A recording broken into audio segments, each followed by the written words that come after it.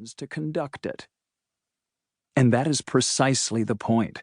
Rarely, if ever, do statesmen, their advisors, or their military leaders think through the consequences of what will transpire after they have launched their military forces into war. Even when fought for the noblest of reasons, war and the battles that result from its conduct represent the darkest of human impulses. As the Duke of Wellington aptly commented, "Nothing except a battle lost can be half so melancholy as a battle won."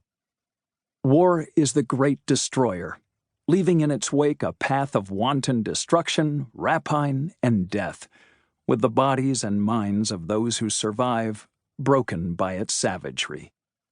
Yet men have pursued its tarnished glory throughout the ages, beginning in our written history with Achilles choosing a young and glorious death in battle against the Trojans over the possibility of a long and comfortable life.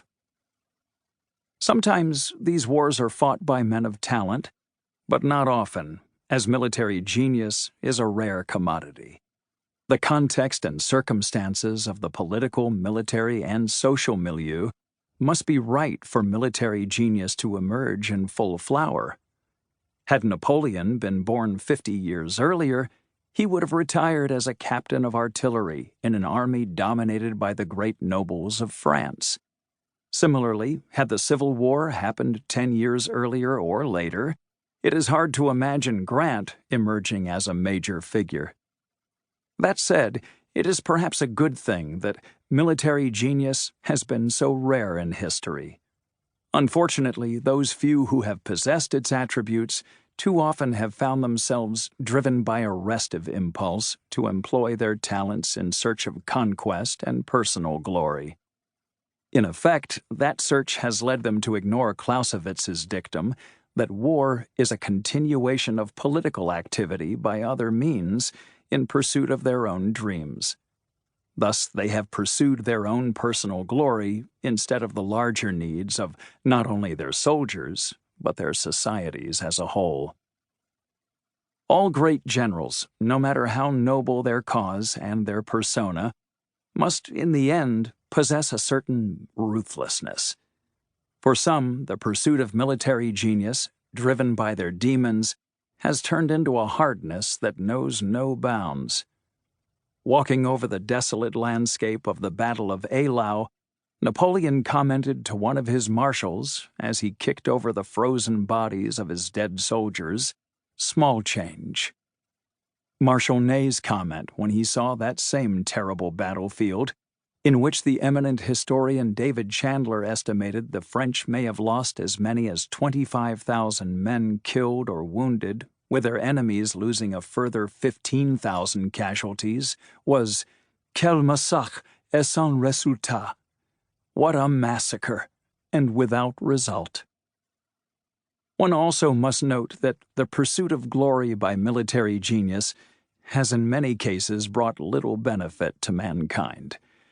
Rather, it has all too often led emperors, kings, and generals to attempt to emulate the glory of those who have gone before them. Genghis Khan and his successors wrecked much of China and Western Asia all the way to Eastern Europe, setting Russian civilization back by at least 2 centuries and permanently scarring the psyche of Russia's people.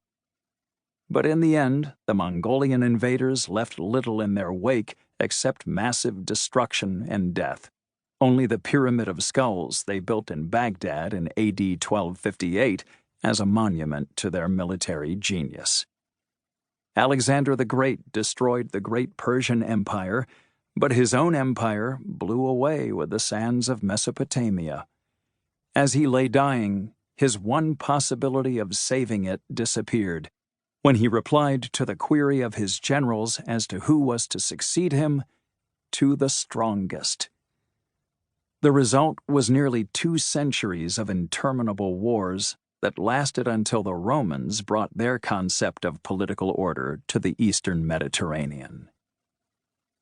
Napoleon's record in terms of reforming France's legal and administrative system suggests talents that lay far beyond those of war-making. Nevertheless, he had already brought France the bulk of those reforms.